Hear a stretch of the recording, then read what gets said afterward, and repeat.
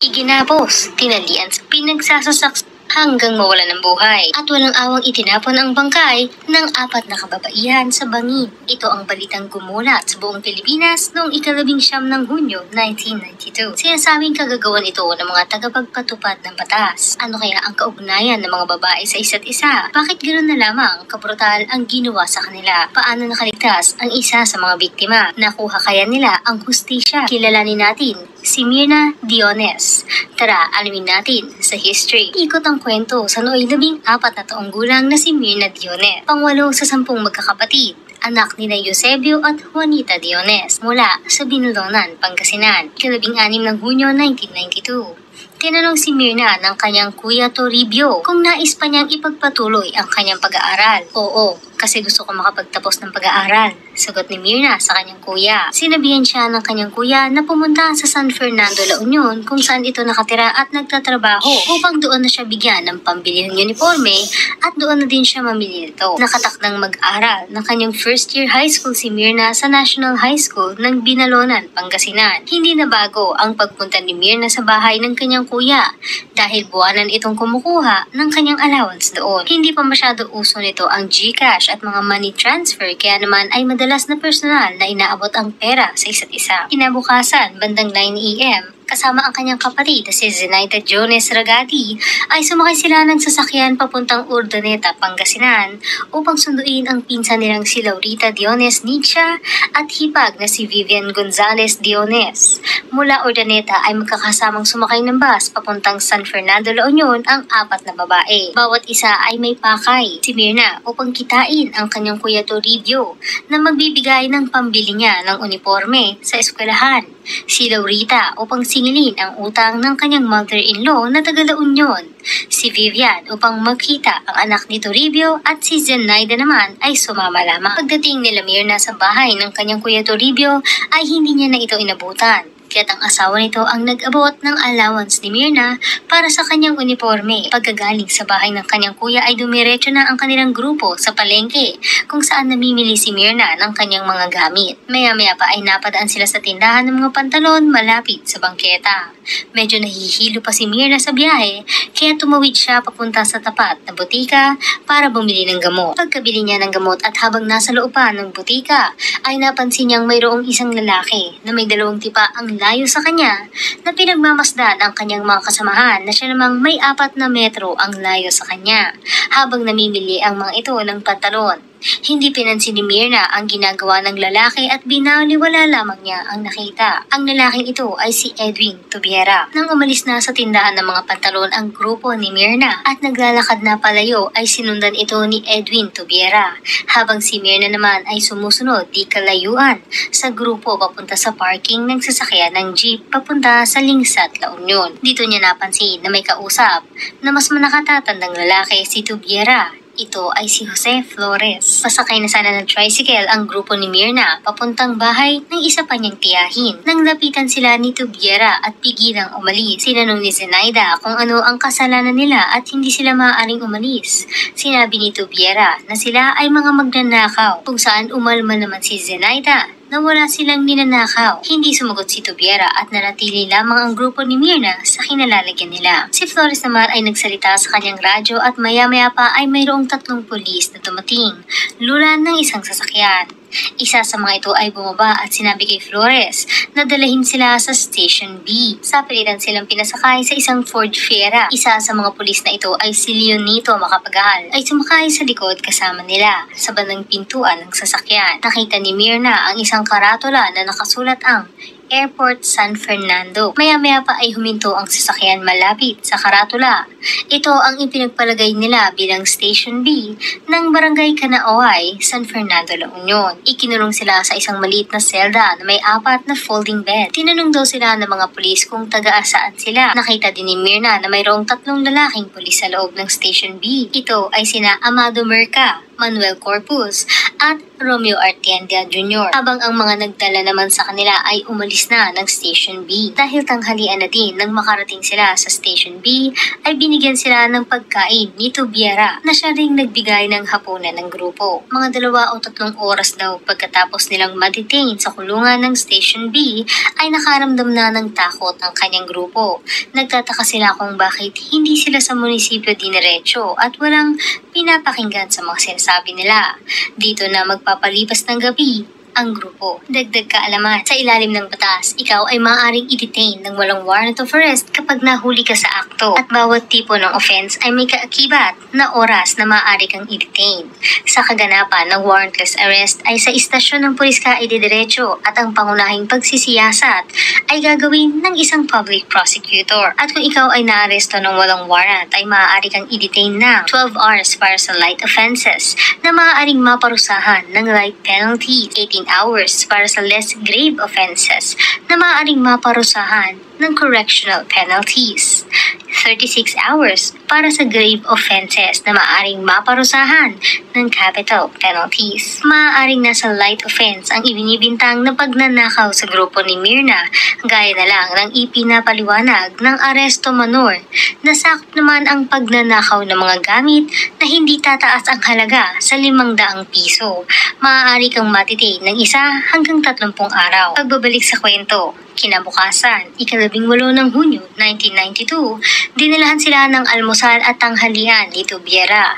Nang lumabas saglit ang mga kalalakihan ng Station B, pumasok umano ang tagaluto na isang maliit na matandang lalaki. Sinabihan di umano sila nito na magsabi ng totoo dahil ang mga lalaking nagdetain sa kanila ay mga pumapatay. Sinabi nilang wala silang aaminin dahil hindi sila mga magnanakaw. Nagsimula na silang mag-iyakan at pagbalik ng mga kalalakihan ay nag-iiyakan pa rin ang grupo nila Myrna. Pagsapit ng gabi, bandang 11:35 p.m., ikinuwento ni Myrna ang pagdating ng isang matangkad at tisoy na lalaki, nakapulang kotse. Tiningnan sila nito bago matulog sa isang folding bed.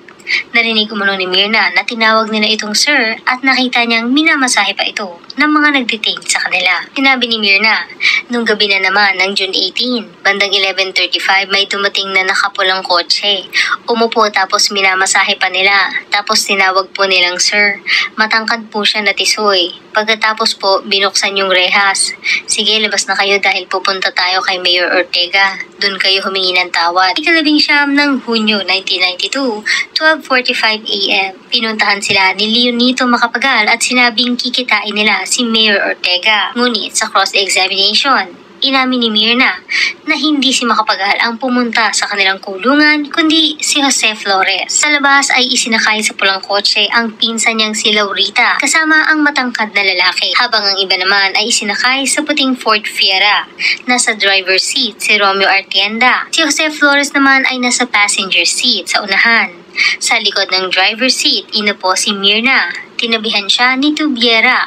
Sa kanilang tapat naman nakaupo si Vivian na nooy 5 buwan nang nagdadalang tao. Katabi si Corpu at si Zenaida naman ay katabi si Merca. Nang umandar na ang Ford Fiera ay natatiling nakabuntot lamang dito ang pulang kotse. Habang naandar ang kanilang sasakyan, nabasa ni Myrna ang Municipality of Negilian. Sa karatula, susunod niyang nabasa ang karatulang Welcome to Burgos. Ang pulang kotse ay nakabuntot pa rin. Dito na umano inutusan ni Flores na pusasa na ang mga babae na siyang ginawa naman ng bawat bantay na katabi nila. Sa likod, ipinusas ang kanilang mga kamay. Napansin ni Myrna na sa loob ng sasakyan ay ilang katakatakang kagamitan gaya ng tali, kawayan na tinulisan ng dulo at isang gulo. Habang umaandar ang sasakyan ay nabasa ni Myrna ang karatula ng Welcome to Cordillera at napansin niyang nakasunod pa rin ang pulang kotse sa kanila. Dito na inutusan ni Flores na talian ang 3 babae sa siyang ginawa naman ng mga ito at siyang hinigpitan pa nila bago pagsasasak ang mga babae ng matulis na kawayan. Sa kabila ng kanyang takot ay nakita ni Myrna ang lahat ng pangyayari hanggang sa hampasin ang kanyang ulo na siyang naging dahilan upang mawalan siya ng malay. Malinaw pa sa alaala ni Myrna nang ikwento niya ang detalye sa isang interview. Tapos tumakbo yung sasakyan.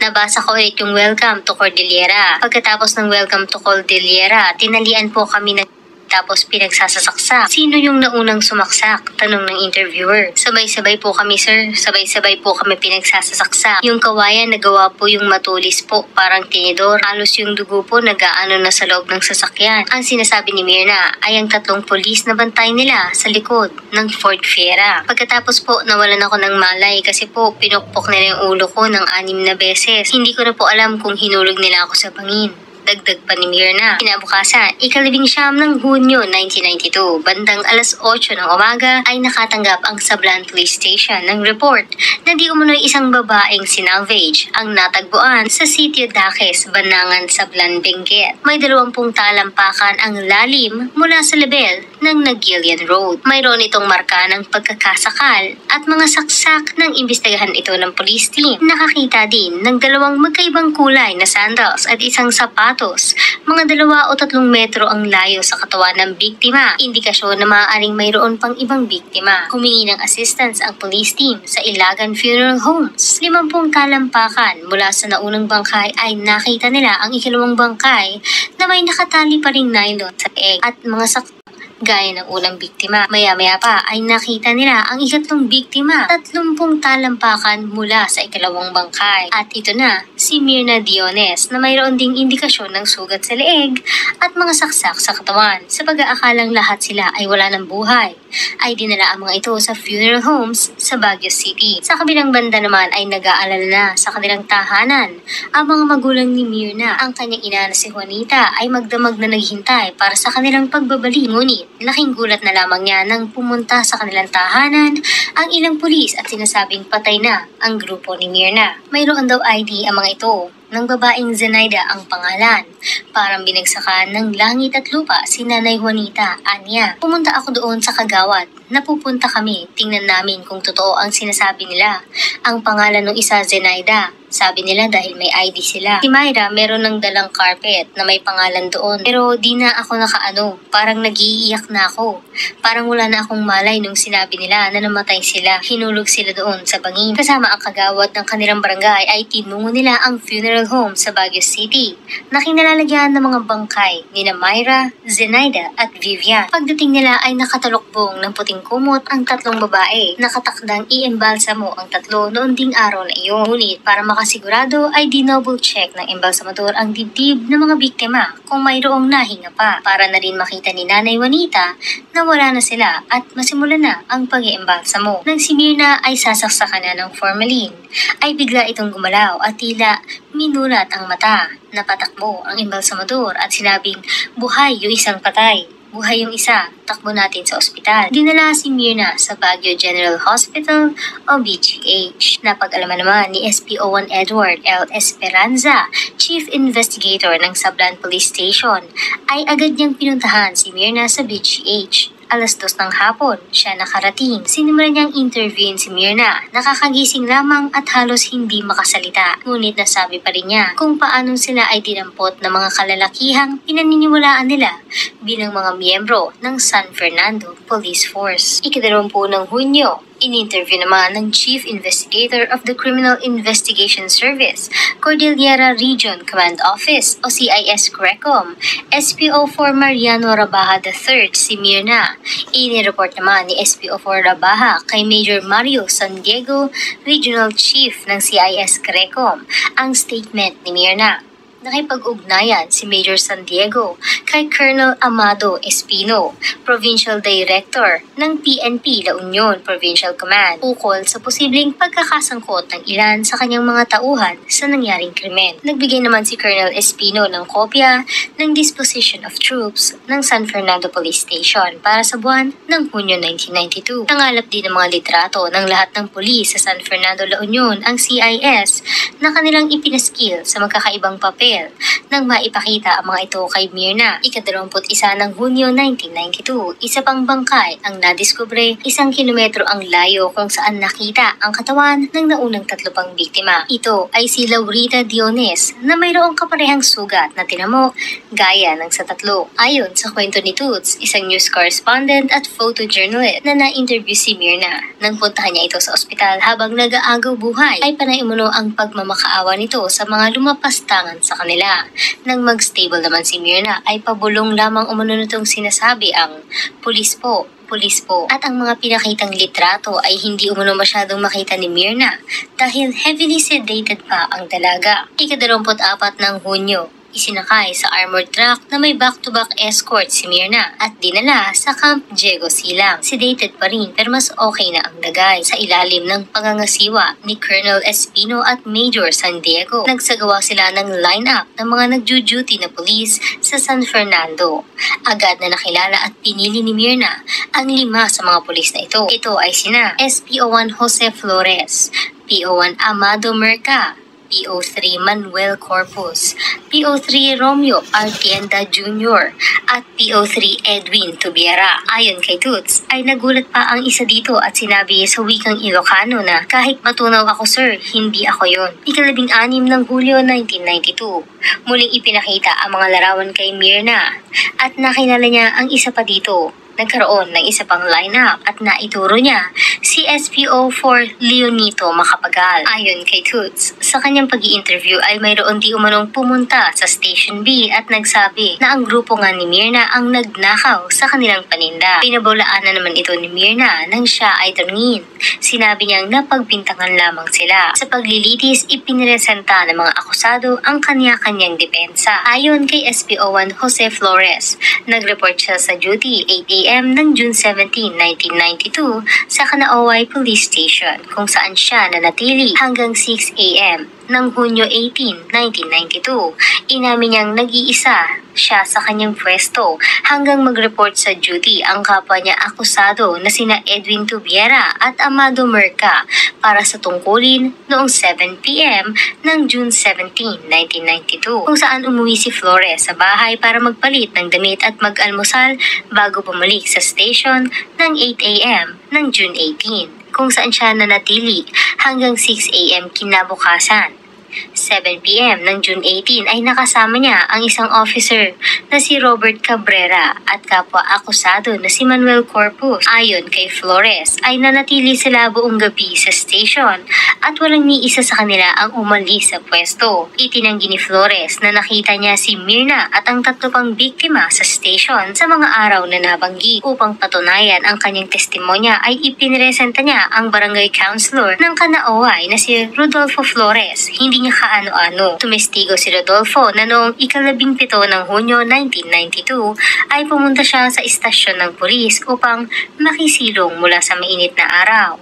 Nakita niyang mag-isa si Flores sa istasyon. Ipiniresenta din ni Florence ang barangay captain ng Kanaoy na si Mario S. Lete. Tumestigo si Lete na noong June 18 ay dumaan siya sa istasyon ng pulis bandang alas 4 ng hapon at nakita niyang naroon mag-isa si Flores. Si PO3 Edwin Tubiera naman ay sinabing 6:30 a.m. ng June 17 ay nasa traffic duty siya sa General Luna at P. Gomez Street sa San Fernando, La Union at hindi umalis doon hanggang matapos ang kanyang duty ng 6 p.m. Maliban na lamang noong 1 p.m. hanggang 1:30 p.m. para kumain ng pananghalian sa isang malapit na karinderya. Pagkatapos ng kanilang traffic duty ay pumunta na siya sa Kanaoy Police Station at inabutan niya doon si Jose Flores. At maya-maya pa ay dumating na si Amado Merca. Pinatunayan niya ang salaysay ni Flores na silang 3 lamang ang nasa istasyon noong June 17 at walang sino man sa kanila ang umalis noong gabing iyon. 8 a.m. kinabukasan ng June 18. Natapos ang kanilang duty kung saan dumiretso siya sa kanilang bahay sa San Vicente, San Fernando, La Union at doon siya namalagi hanggang sa susunod niyang duty ng 6:30 a.m. ng June 19, 1992. Ipiniresenta ni Tubiera bilang testigo ang kanyang ina na si Juana D. Tubiera na sinasabing buong araw na nasa bahay ang kanyang anak noong June 18 at ang barangay secretary na si Helen F. Pimentel na nagsabing may 30 minuto silang nag-usap ni Tubiera nang puntahan niya ito sa bahay upang manghiram ng typewriter. Kanya-kanyang depensa ang inilabas ng mga akusado para patunayan na wala silang kinalaman sa pag-salvage sa 4 na kababaihan. Lahat sila ay nagsabing nasa duty at hindi umalis sa istasyon. Ang iba naman ay nasa traffic duty at umalis lamang para kumain ng tanghalian at hapunan bago mag-report sa istasyon. Kani-kaniyang testigo din ang inilabas ng bawat isa. Naging sensational sa buong Pilipinas ang krimen na nangyari kay Myrna, sa kanyang pinsan, kapatid at hipag, dahil ang mga akusado ay siyang dapat mga nagpapatupad ng batas. Pumukaw ng interes hindi lamang ng media, iba't ibang human rights group at legal aid organization, kundi pati na rin ng showbiz. Naisa pelikula ang kwento ni Myrna na pinamagatang The Myrna Diones Story, Lord Have Mercy. Pinagbibidahan ito ni Chris Aquino at ipinalabas noong Setyembre 1993. Isa pang pilit na inilalabas sa dyaryo at radyo ay ginalaw din ng mga babae. Ngunit walang anumang isiniwalat si Myrna ukol sa panggagalaw, at pati ang dalawang doktor na tumistigo ay nagsabing walang ebidensya na ginalaw ang sinuman sa mga biktima. Umapela ang mga akusado na sinasabing may issue sa kredibilidad ni Myrna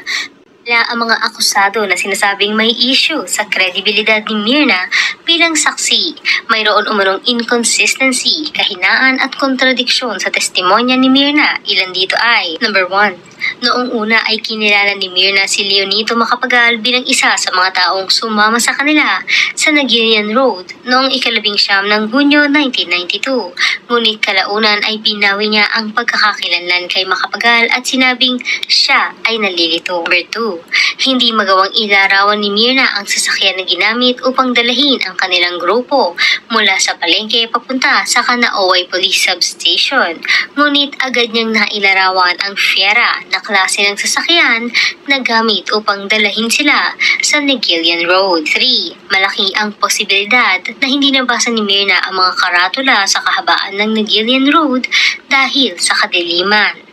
Number 4. Inconsistent din ang mga sagot ni Myrna ukol sa kanyang enrollment sa eskwelahan. Una niyang itinanggi na naka-enroll na siya sa National High School of Binalonan, Pangasinan, at sinabi pa na ang dahilan ng pagpunta niya sa San Fernando, La Union noong 17 ng Hunyo 1992 ay para manghiram ng pera sa kanyang kapatid upang ipambili ng kanyang uniforme. Dagdag pa nila, lubhang mahirap na ma-identify ang mga pagkakakilanlan ng mga bangkay dahil nasa advanced stage na ito ng pagkakaagnas ng ma-recover, at maaaring nagkamali ang hukuman sa paglilitis dahil sa hindi nito pagpapahalaga sa mga alibay nila at pagpipresenta ng mga kapani-paniwalang saksi. Matapos ang masinsinang pag-aaral ng korte sa kabuoang record ng kaso, transcript at mga testimonya ng mga saksi na aabot ng 1,200 pahina, walang nakitang dahilan ang korte para baguhin, lalo na't baligtarin ang hatol na ipinataw ng trial court. Nagawang i-identify ni Myrna hindi lang isang beses kundi 3 beses ang mga akusado. Una sa litrato, ikalawa sa line-up na pinangasiwaan ni Major Mario San Diego at Colonel Amado Espino. Isang patunay na si Myrna ay hindi tinuruan o pinilit ituro ang mga akusado. At ikatlo, habang tumetestigo siya, kinonsidera ng korte na bagamat may maliit na hindi pagkakapare-pareho sa kanyang kwento, ay kinailangan niyang balikan at ikwento ang mga nangyari sa kanila hindi pa man lumilipas ang 6 na buwan. Isang nakakatakot na karanasan ito para sa isang dalaga na halos wala pang 16 na taong gulang, at ang realisasyon na siya ay kamuntikan ng mamatay ay maaaring nagdulot ng mental at psychological strain sa dalaga. Natural lang na dahil nakaligtas siya ay gustuhin niyang mahatulan ang mga gumawa ng krimen sa kanila. 8 beses siyang tumistigo at binalik-balikan ang mga pangyayari. 5 sa mga ito ay mahigpit na cross-examination. Nagkaroon din ng 2 okasyon kung saan iniurong ng ibang date ang pagtetestigo ni Myrna dahil naobserbahan ng korte na hindi na kaya pang ipagpatuloy ni Myrna ang pagsasalita dahil sa labis na pag-iyak. Ang mga minor na hindi pagkakapare-pareho ay indikasyon na ang kanyang testimonya ay makatotohanan at hindi ni-rehearse. Ang testimonya ni Myrna sa pagpatay sa 3 niya pang kasama ay consistent sa kanyang salaysay. Sinampahan ang 5 akusadong pulis ng kaso ng 2 bilang ng pagpatay, 1 bilang ng frustrated na pagpatay at 1 bilang ng pagpatay with unintentional dahil sa pagkakapatay kay Vivian na 5 buwan nang nagdadalang tao. Sinintensyahan sila ng reklusyon perpetua o habang buhay na pagkakakulong. Si Leonito Macapagal naman ay naabsuelto dahil sa kakulangan ng ebidensya laban sa kanya.